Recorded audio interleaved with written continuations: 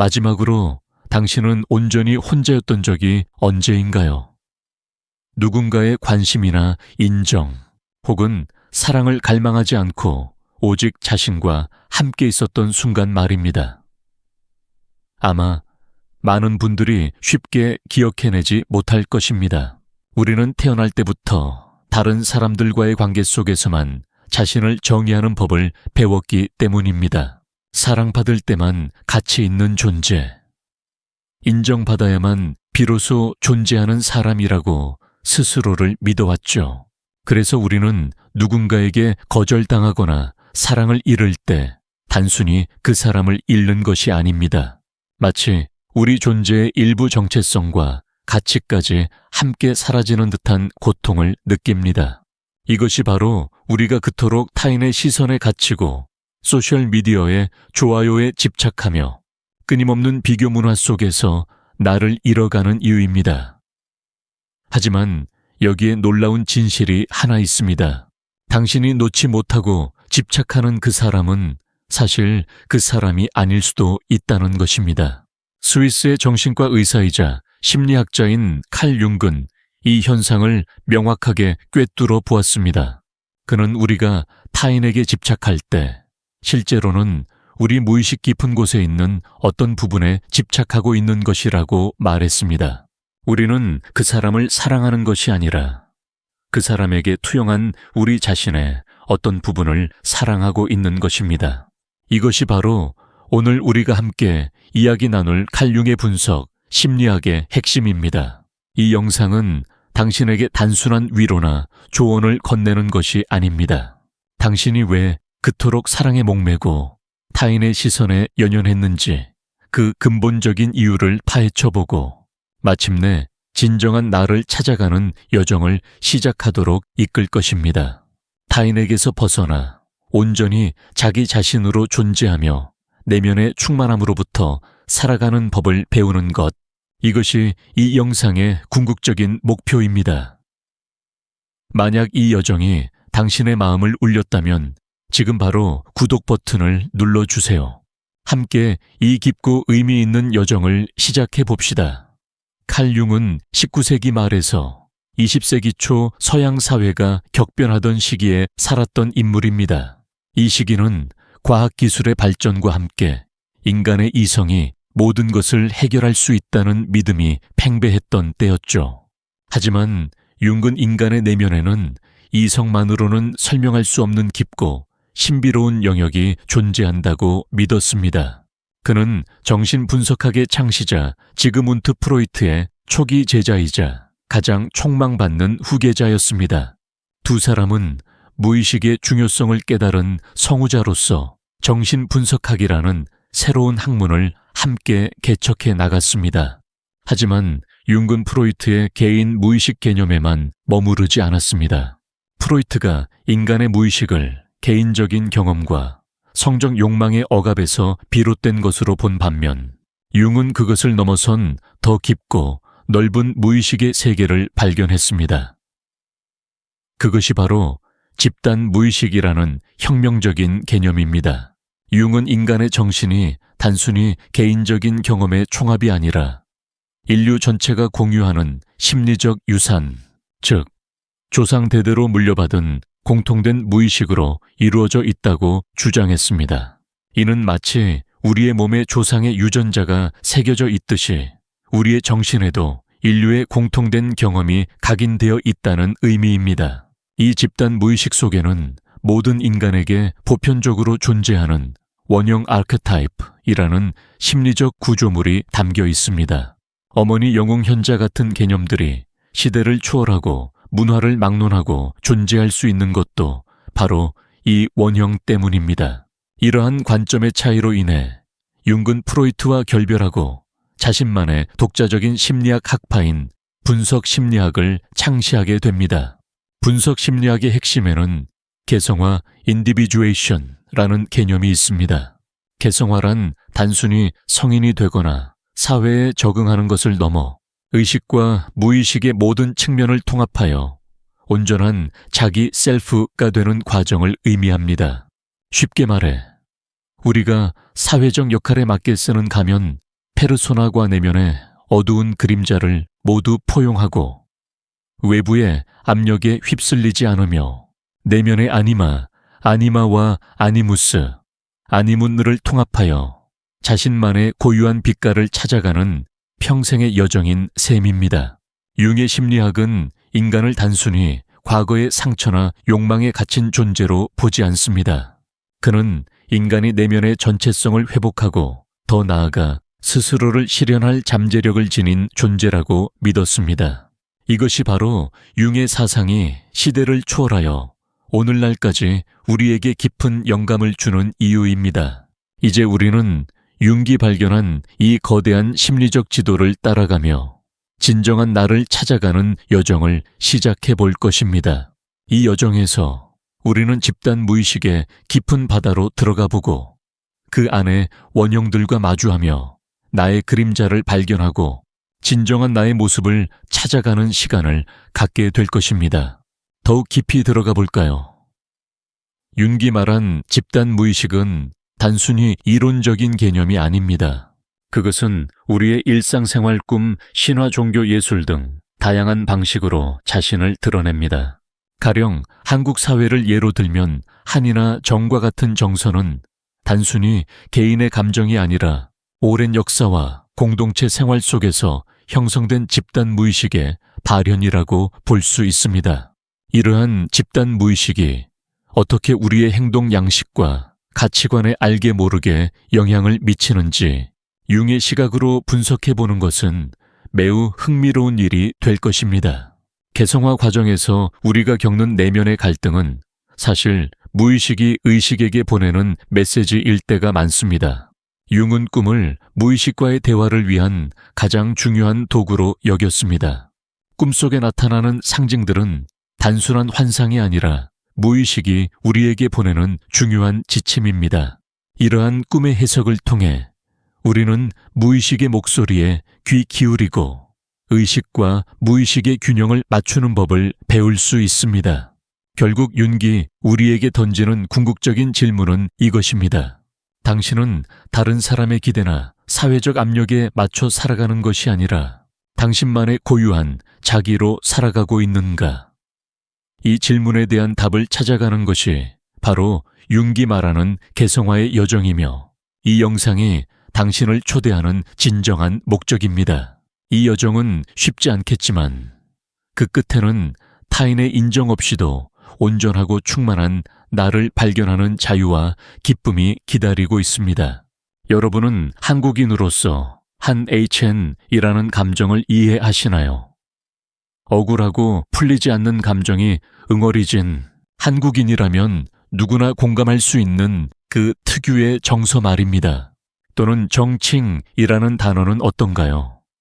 단순한 애정 이상의 공동체 안에서 싹트는 끈끈하고 끈질긴 감정을 뜻하죠. 이러한 감정들은 단순히 개인의 경험으로만 설명하기 어렵습니다. 우리의 조상들이 겪었던 고난의 역사, 그리고 서로 의지하며 살아왔던 공동체 문화가 무의식 깊은 곳에 각인되어 대대로 전해져 내려온 것이라고 볼 수 있습니다. 칼 융은 이것을 집단 무의식이라고 불렀습니다. 개인 무의식이 개인이 억압하거나 망각한 경험들의 저장소라면 집단 무의식은 인류 전체가 공유하는 조상들의 유산이자 원시적이고 보편적인 정신의 총체입니다. 융은 집단 무의식을 마치 인류의 거대한 공용 도서관과 같다고 비유했습니다. 이 도서관에는 모든 인간의 보편적인 경험과 상징들이 담겨 있으며 우리는 태어날 때부터 이 도서관에 접근할 수 있는 열쇠를 가지고 태어난다는 것이죠. 우리가 왜 신화나 전설, 종교적인 상징에 본능적으로 끌리는지, 왜 비슷한 이야기 구조에 감동하고 반응하는지 그 이유가 바로 여기에 있습니다. 이집트 신화의 오시리스, 그리스 신화의 프로메테스, 기독교의 예수는 모두 다른 문화권의 이야기지만 그 안에는 죽음과 부활, 희생과 구원이라는 보편적인 패턴이 담겨 있습니다. 이러한 보편적인 패턴이 바로 집단 무의식 속에 존재하는 원형 아르케타입의 그림자들입니다. 원형은 특정한 이미지가 아니라 특정 방식으로 경험하고 반응하려는 정신적 경향성입니다. 마치 벌이 태어날 때부터 집을 지을 방법을 알고 있듯이 우리도 태어날 때부터 보편적인 인간의 경험을 이해하고 반응할 수 있는 심리적 구조를 가지고 있는 것입니다. 우리가 영화의 토르나 한국 드라마 속의 영웅 캐릭터에 열광하는 이유도 마찬가지입니다. 토르가 망치를 휘두르며 악을 물리치는 모습에서 우리는 과거로부터 전해져 내려온 영웅 원형을 본능적으로 인식하고 반응합니다. 한국 고전 소설 속의 선비는 어떤가요? 학문과 도덕을 중시하며 불의에 타협하지 않는 그의 모습에서 우리는 현자 혹은 지식인, 원형의 그림자를 발견합니다. 이는 오늘날에도 한국인들이 이상적인 리더상이나 존경받는 인물을 떠올릴 때 무의식적으로 작동하는 기준이 되기도 합니다. 우리는 의식적으로는 깨닫지 못하지만 이처럼 집단 무의식이라는 거대한 정신적 바닷속에서 인류와 연결되어 있는 것입니다. 이러한 관점에서 보면 집단 무의식은 단순히 오래된 개념이 아닙니다. 이는 오늘날 우리가 왜 특정한 집단에 소속되기를 갈망하는지, 왜 유행에 민감하게 반응하는지, 왜 특정 가치관을 무비판적으로 받아들이는지에 대한 깊은 통찰을 제공합니다. 개성화의 여정에서 우리는 이 집단 무의식의 영향을 인정하고 그것이 나의 삶에 어떤 방식으로 작용하는지 이해해야 합니다. 집단의 목소리와 나 자신의 진정한 목소리를 구별하는 것, 그것이 바로 진정한 개성의 시작이니까요. 이것을 이해해야만 우리는 집단의 흐름에 휩쓸리지 않고 진정으로 나만의 고유한 자아를 구축할 수 있기 때문입니다. 다음 시간에는 이 집단 무의식 속에 존재하는 가장 중요한 요소이자 이 모든 것의 핵심인 원형에 대해 더 깊이 탐구해 보겠습니다. 앞서 집단 무의식이 인류의 공용 도서관이라면 원형은 그 도서관에 꽂힌 가장 오래되고 중요한 책들의 핵심 주제라고 할 수 있습니다. 융은 원형을 단순한 이미지가 아니라 인류의 보편적이고 반복적인 경험에서 형성된 선험적 아프리오리 인 정신적 경향성이라고 정의했습니다. 이는 마치 물고기가 헤엄치는 법을 배우지 않아도 본능적으로 알고 있듯이 인간 또한 특정 상황에서 특정 방식으로 경험하고 반응하려는 경향성을 가지고 태어난다는 것입니다. 가장 보편적인 원형으로는 어머니 원형, 영웅 원형, 현자 원형, 속임수쟁이, 트릭스터 원형 등이 있습니다. 이러한 원형들은 시대를 초월하고 문화를 막론하고 신화 전설 동화, 심지어 현대 드라마나 영화 속에서도 끊임없이 반복되며 등장합니다. 예를 들어 어머니 원형은 단순한 생물학적 어머니를 넘어 양육보호 풍요, 무조건적인 사랑과 같은 보편적인 개념을 상징합니다. 흥미로운 점은 이 원형이 긍정적인 면 친절하고 자애로운 어머니뿐만 아니라 부정적인 면 압제적이고 모든 것을 집어삼키려는 어머니도 포함한다는 것입니다. 한국 사회에서 드라마 속의 헌신적인 어머니상이나 고전 문학에 등장하는 자비로운 여신상에서 우리는 이 원형의 긍정적인 그림자를 발견할 수 있습니다. 반면 자녀의 독립을 가로막고 자신의 기대에 억지로 맞추려는 과잉보호적인 어머니의 모습은 이 원형의 부정적인 측면이 발현된 경우라고 볼 수 있습니다. 또한 영웅 원형은 어떻습니까? 시련을 극복하고 세상의 정의를 실현하며 마침내 승리하는 영웅의 이야기는 모든 문화권에서 사랑받습니다. 고대 그리스의 헤라클레스부터 영화의 영웅들, 그리고 한국 드라마 속의 재벌집 막내 아들처럼 불리한 상황을 딛고 성공하는 주인공들까지 모두 이 영웅 원형의 현대적인 재해석이라고 볼 수 있습니다. 영웅 원형은 우리에게 내면의 용기와 도전 정신을 불어넣지만 동시에 과도한 자기희생이나 내가 세상을 구해야 한다는 오만한 강박으로 이어질 수 있습니다. 우리가 특정 유형의 사람에게 매력을 느끼거나 어떤 상황에서 이유 없이 두려움이나 경외감을 느끼는 것도 모두 무의식 속 원형의 작용 때문일 수 있습니다. 원형은 우리의 의식적인 삶에 강력한 영향을 미칩니다. 마치 GPS처럼 우리의 인생 방향을 안내하기도 하고 때로는 우리의 판단을 흐리게 만들기도 합니다. 하지만 중요한 것은 이러한 원형을 나 자신과 동일시하지 않는 것입니다. 예를 들어 어머니 원형에 지나치게 갇혀 자신의 모든 것을 희생하며 살거나 영웅 원형에 집착해 항상 남을 구원해야 한다는 강박에 시달릴 수 있습니다. 개성화의 여정은 이 원형들이 우리 안에 존재함을 인정하되 그것을 나의 주체적인 삶을 방해하는 요소가 아니라 나의 정신적 성장을 돕는 안내자로서 활용하는 것입니다. 원형을 이해함으로써 우리는 왜 우리가 특정한 것에 끌리고 반발하는지, 내면의 깊은 동기가 무엇인지 깨닫고 보다 온전한 자기로 나아갈 수 있습니다. 이 원형들 중에서도 특히 우리가 직면하기 가장 힘든 우리의 외면하고 싶은 모든 것을 담고 있는 원형이 바로 그림자 원형입니다. 다음 시간에는 우리의 심리에 가장 큰 영향을 미치는 이 그림자 원형에 대해 더 깊이 탐구하고 어떻게 그림자와 대면하고 통합하여 진정한 자아를 찾아갈 수 있는지 이야기해 보겠습니다. 여러분, 이제 융 심리학의 가장 흥미롭고도 도전적인 개념 중 하나인 그림자 샤도우에 대해 이야기해 볼 시간입니다. 우리는 흔히 그림자를 어둡고 부정적인 것 외면하고 싶은 것의 총합으로 생각하기 쉽습니다. 물론 그림자는 사회적으로 용납되지 않는 우리의 충동 공격성, 질투, 분노, 이기심 등 부정적인 특성들을 담고 있는 곳입니다.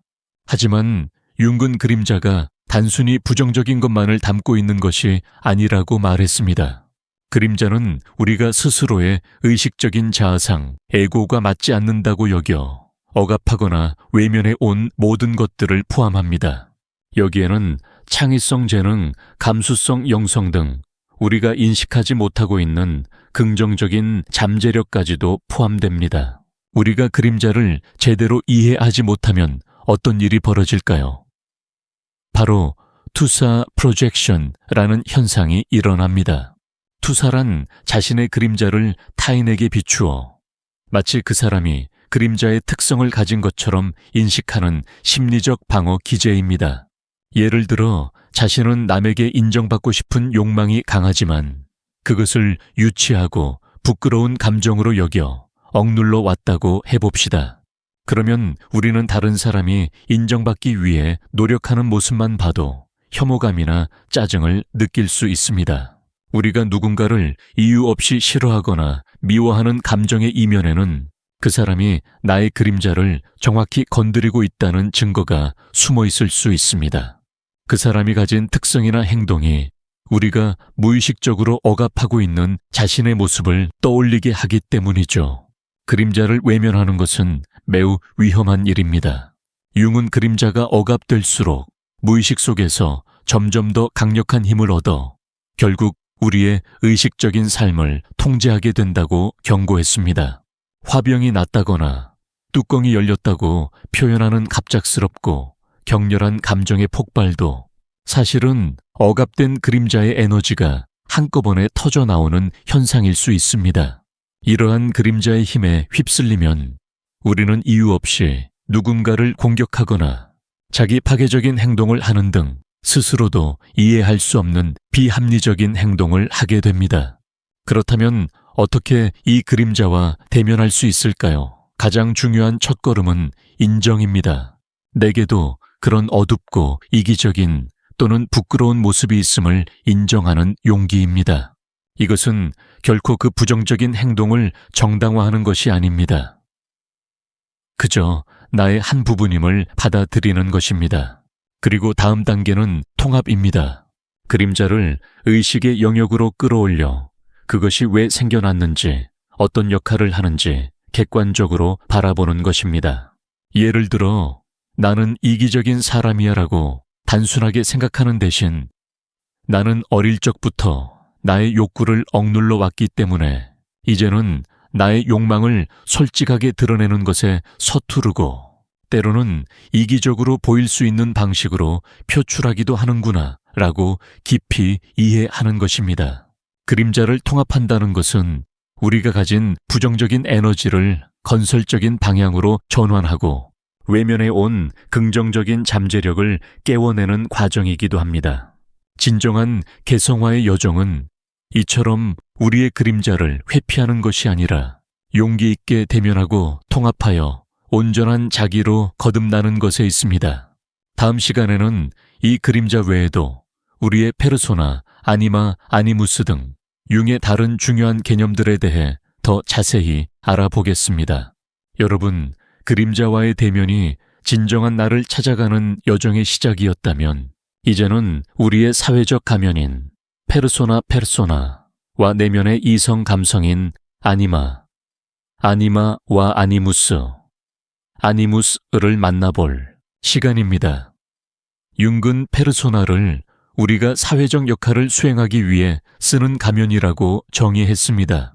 라틴어로 연극 배우가 쓰는 가면을 뜻하는 이 단어는 우리가 직장에서는 유능하고 책임감 있는 직장인 가정에서는 다정하고 헌신적인 부모, 친구들과 있을 때는 유쾌하고 재미있는 친구의 모습처럼 사회의 기대에 부응하기 위해 보여주는 역할과 성격을 의미합니다. 이 가면은 사회생활에 필수적이며 우리의 연약한 자아 에고를 보호하는 중요한 역할을 합니다. 페르소나 덕분에 우리는 복잡한 사회적 상호작용 속에서 불필요한 마찰을 피하고 원활한 관계를 유지할 수 있습니다. 예를 들어 힘든 일이 있어도 직장에서는 프로페셔널한 모습을 유지하는 것이 바로 페르소나의 긍정적인 기능입니다. 하지만 문제는 우리가 이 가면을 나 자신과 동일시할 때 발생합니다. 나의 진짜 모습은 외면한 채 페르소나에만 갇혀 살게 되면 우리는 가면 속의 공허한 자아만을 발견하게 됩니다. 예를 들어 늘 강하고 완벽한 모습만을 보여주려 애쓰던 사람이 어느 날 가면을 벗었을 때 자신의 나약하고 불완전한 모습에 충격을 받고 나는 과연 누구인가? 라는 실존적인 질문과 함께 깊은 우울감이나 불안감에 빠지는 것도 때문입니다. 페르소나의 역할은 충분히 수행하되 그것이 나의 전부가 아님을 인지하는 것이 중요합니다. 다음으로 아니마와 아니무스에 대해 알아볼까요? 융은 모든 남성의 무의식 속에는 여성적 측면인 아니마가, 모든 여성의 무의식 속에는 남성적 측면인 아니무스가 존재한다고 보았습니다. 이 두 원형은 단순히 생물학적 성별의 반대 개념이 아니라 인류가 오랜 기간 동안 남성성과 여성성을 경험하며 형성된 집단 무의식의 산물입니다. 아니마는 남성에게 창의성, 감성, 직관, 영성 등을 담당하며 아니무스는 여성에게 논리, 이성, 결단력, 공격성 등을 담당합니다. 이 무의식적 측면은 우리가 이성과 교류할 때 투사되기도 합니다. 가령 남성이 특정 여성에게 첫눈에 반하는 것은 그 여성이 자신의 아니마, 원형에 부합하는 이상적인 특성을 가지고 있기 때문일 수 있습니다. 반대로 아니마와 아니무스를 통합하지 못한 남성은 감정 기복이 심해지거나 여성에게 지나치게 의존하거나 혹은 여성을 이해하지 못하고 비하하는 모습을 보일 수 있습니다. 마찬가지로 아니무스를 통합하지 못한 여성은 비합리적인 의견을 고집하거나 지나치게 논리만을 내세우며 자신의 감정적인 측면을 외면하는 차가운 모습을 보일 수 있습니다. 개성화의 과정에서 이 아니마와 아니무스를 통합하는 것은 매우 중요합니다.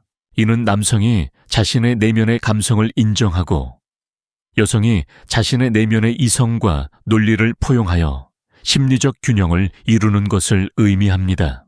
이 모든 개념들을 통합하는 것이 바로 융 분석 심리학의 궁극적인 목표인 자기 셀프입니다.